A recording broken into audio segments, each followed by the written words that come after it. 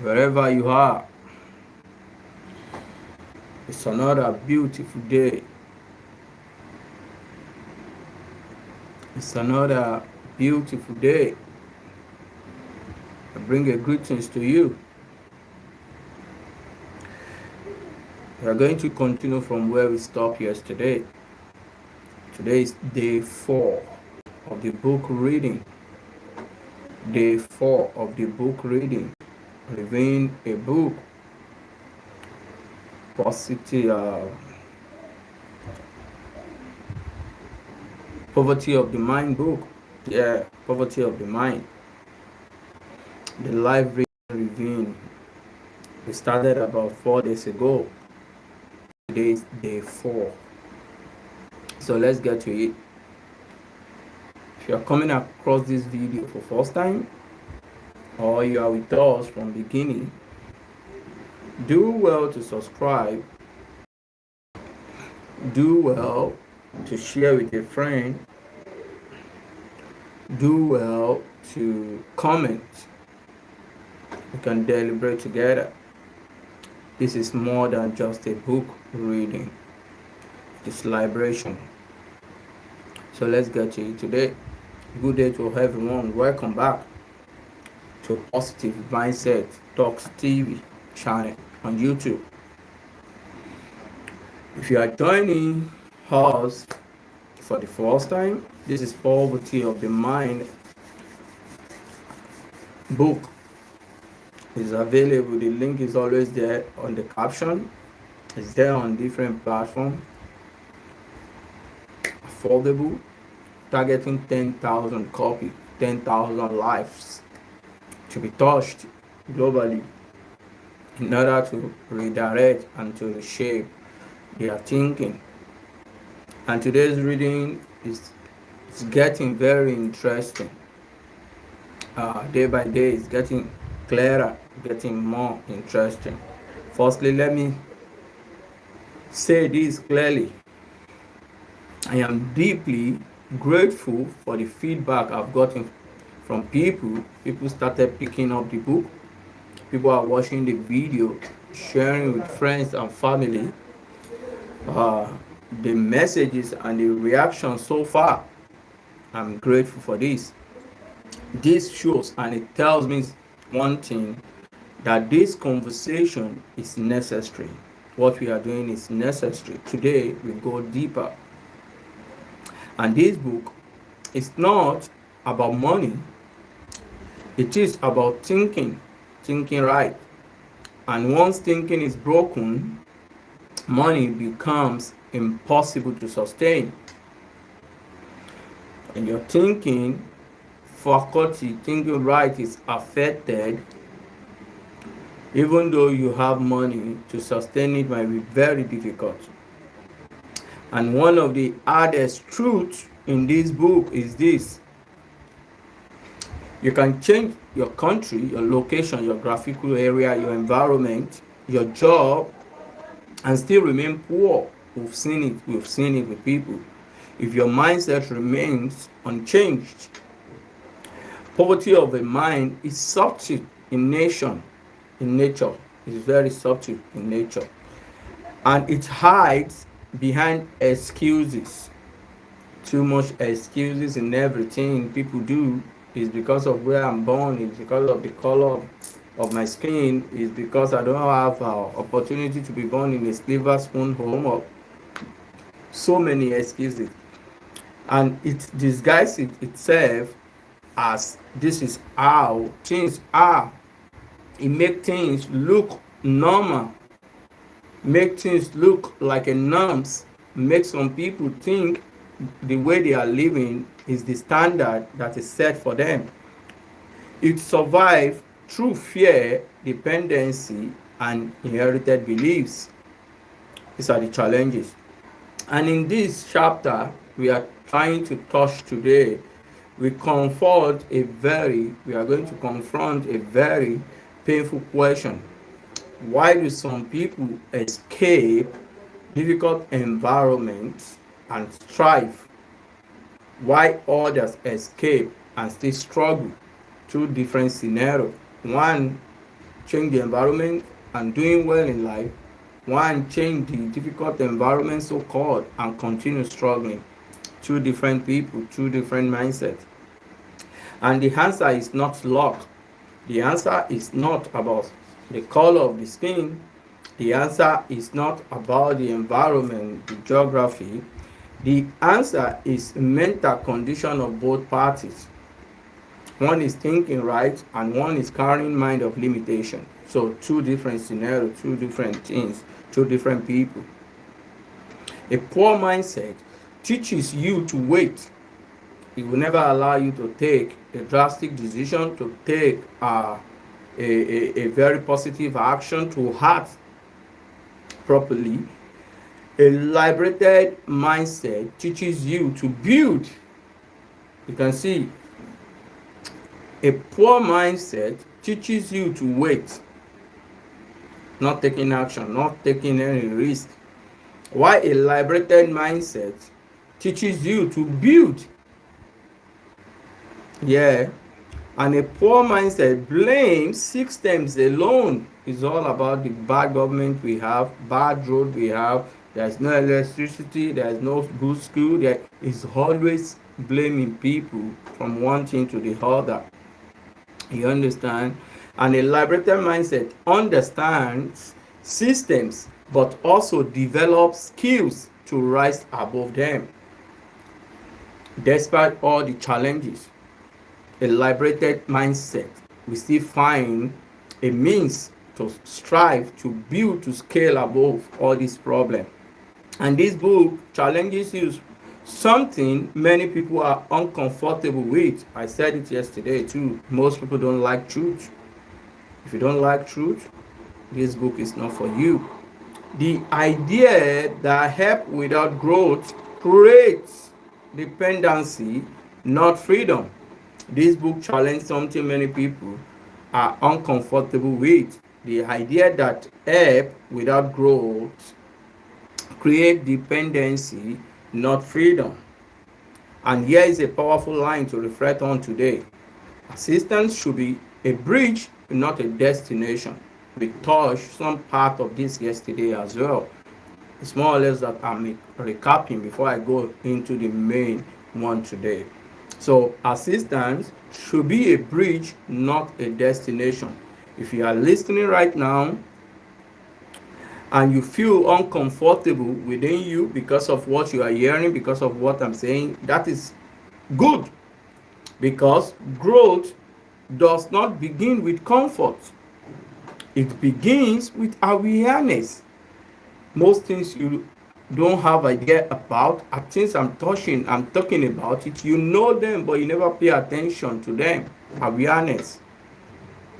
A lot of people don't know how to pay awareness to their environment, which is very, very important. And this book speaks especially to the youth, but it does not exclude adults, because many adults are still living with inherited thinking they never questioned. Yes, they are living with inherited thinking they never questioned how it come to play. This is how they have been born. This is what they have been told. This is the aspect of everything they have been told. They cannot be more than who they are. They cannot strive above limitation. And they have been passing it to their own generation too. And fortunately, they are aged now. So they never question that system. But we don't want that to happen to the generation coming behind them.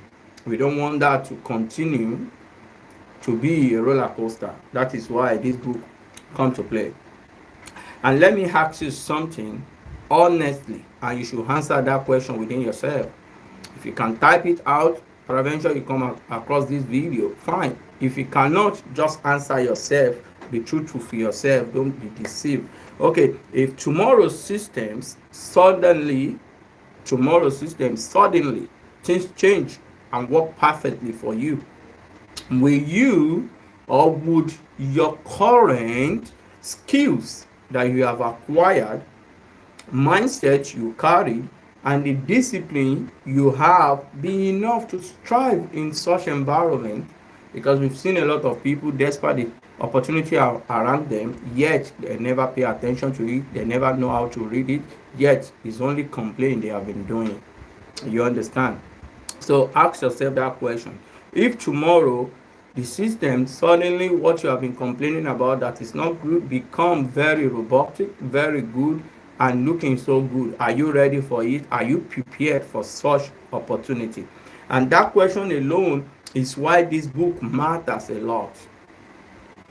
It matters. That question I ask you is one of the reasons why this book is very important for you to read and to have in your home. And this is why we are reading it live. This is why the conversation is global, it's going viral, it's going to places in years to come. It's impacting life, it's changing, it's reshaping thinking of people. And this is why it is priced to be accessible. It's just from $1, because ignorance costs more than knowledge ever will. Ignorance, excuse me, cost more than knowledge ever will be. That is why we make this book only $1. We can give it free, but anything free is not too good. You might not value it. So today's section has spoken to you. Do not keep it to yourself. If what I've said so far has spoken to your mind, has spoken to your thought, please don't keep it to yourself. Share with relatives, share with friends, business associates, share with them, discuss it with them. Let them watch this video, listen from the day one till when we are going to finish it. Challenge your friends with it. Deliberate together about these questions. And if you truly want the full depth of this book, I told you it was so enormous, it's so in-depth, carries a lot of information you are going to need. So if truly you want the full depth in this book, the part we cannot fully unpack on live video we are reading, then I encourage you to read. Pick yours on Amazon, on Payhip, on Seller, on Gumroad. We have it on different platforms. You can pick it. Anyone that is convenient to you, wherever you are. And this is not just a reading. I said it every time. This is not just about reading a book. It is mental awakening. It is mental awakening. Opening the eyes, reshaping the minds. And stay with me, it gets even deeper from here. Stay with me all through. I don't want us to always stretch it. That is why almost every day, between 25-30 minutes, we are done till another day. And now let's go deeper for what we fully have for today. I will be touching chapter 7 of this book today.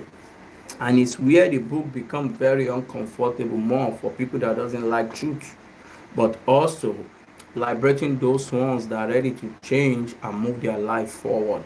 And this chapter is titled around a simple but dangerous idea.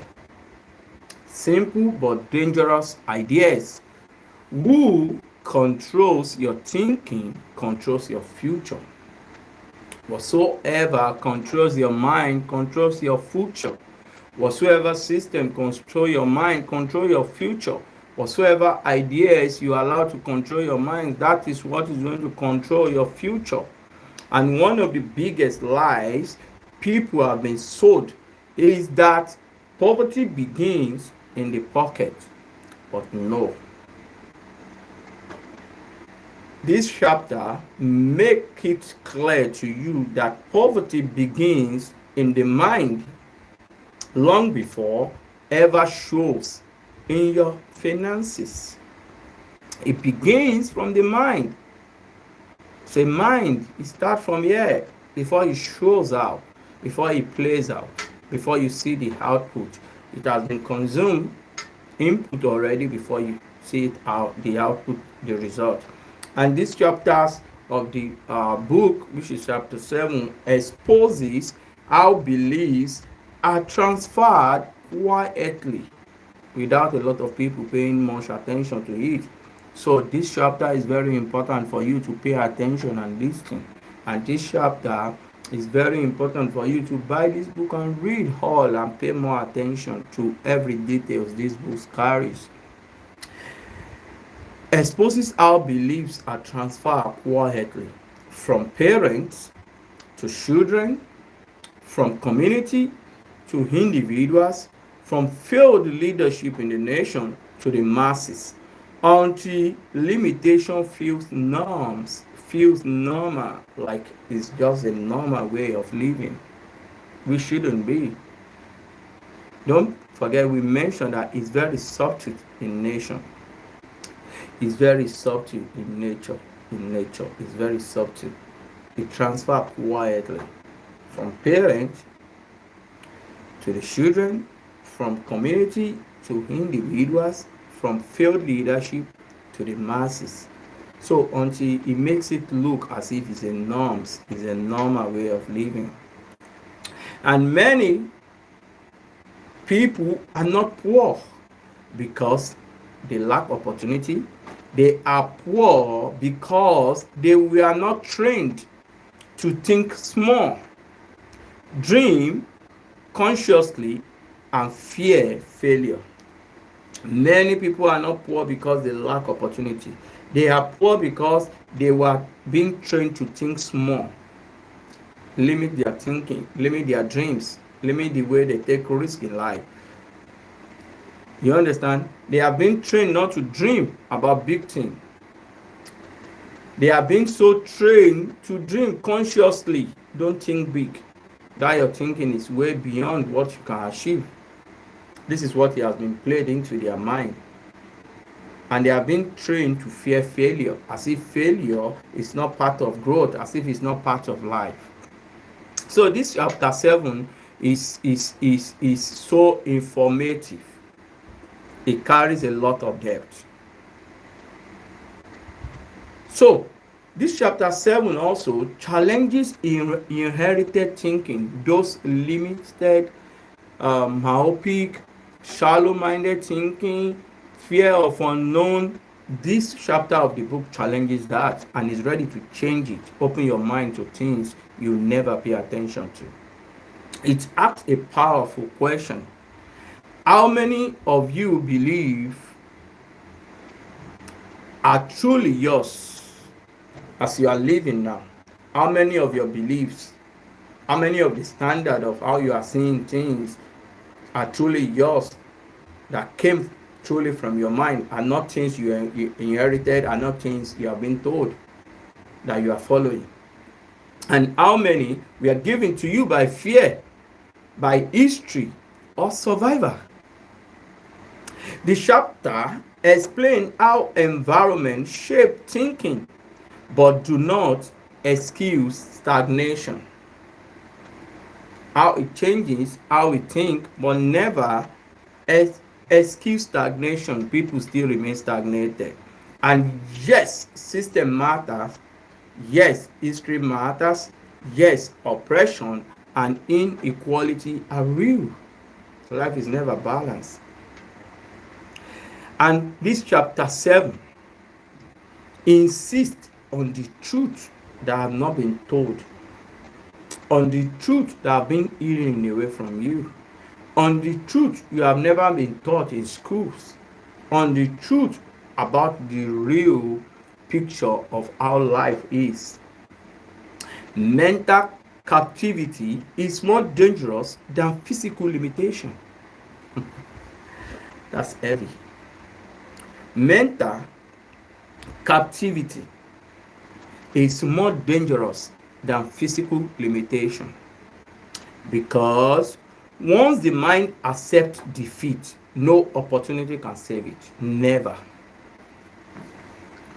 Even if they like, they should throw such person into where the whole opportunity of this world is.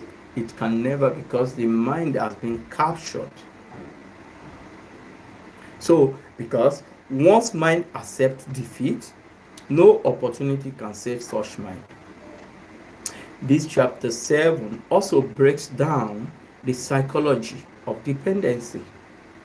We touched that area 2 years today, but I go more deeper today. When people are conditioned to wait, like I explained it more better yesterday too, their mind has been conditioned, waiting for help from somewhere. Such help, like we said yesterday, determine and control the mind of that person, even their actions, because their mind has been so prepared and arranged and programmed to be dependent. You understand? Depending on what has been promised. And most of these things are not free, like we said yesterday. They are trapped.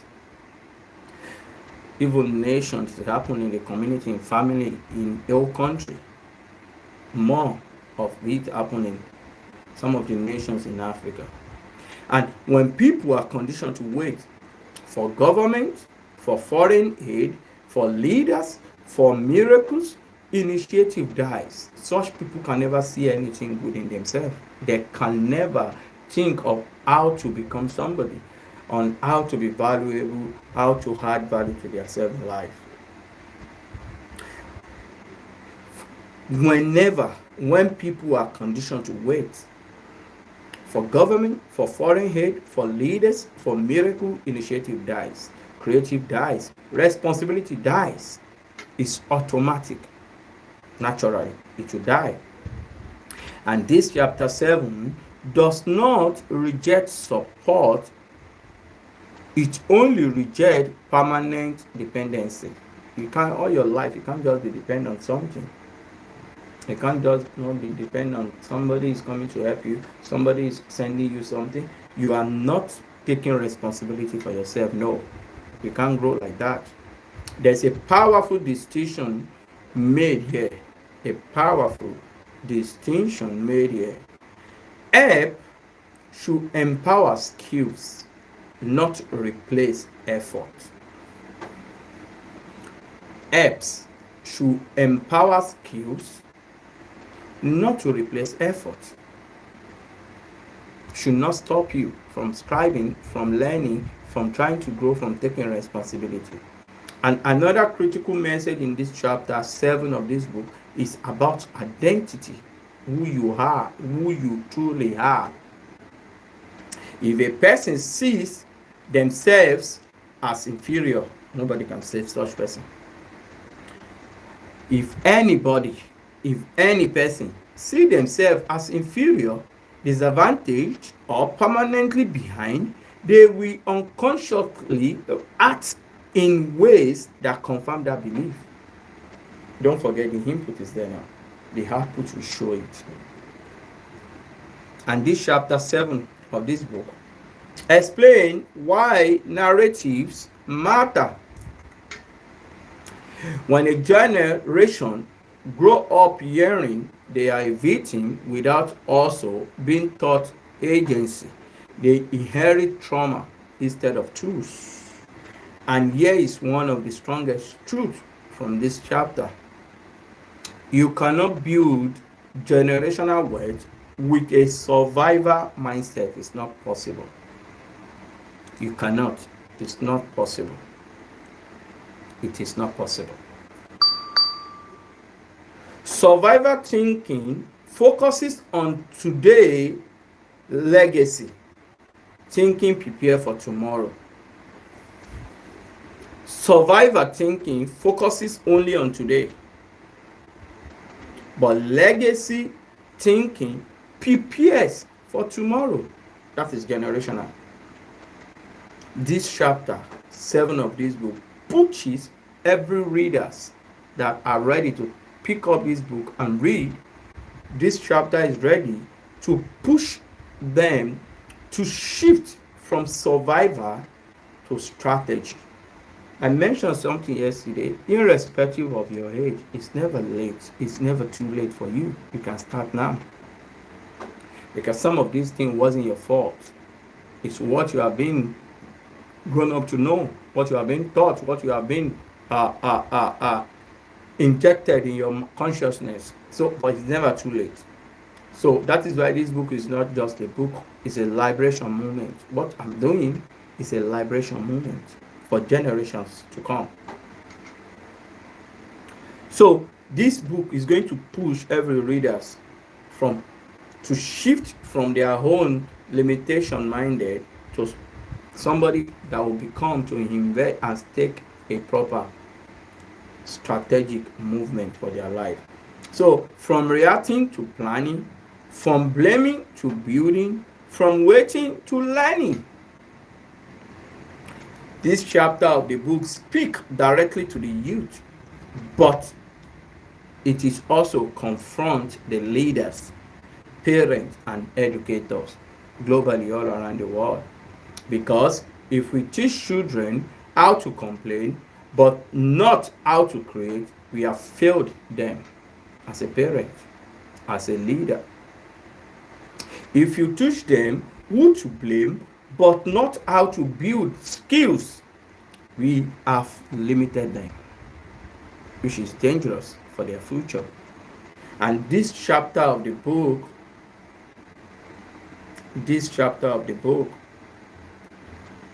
is going to teach you how freedom begins when the mind refuses to remain conditioned. Freedom begins when the mind refuses to remain conditions, to take limitation as norms, to take suffering as norms, That is why this book is not comfortable for people that doesn't like truth. It's not comfortable that people that are not ready to change their approach in life, their thinking, their way of living.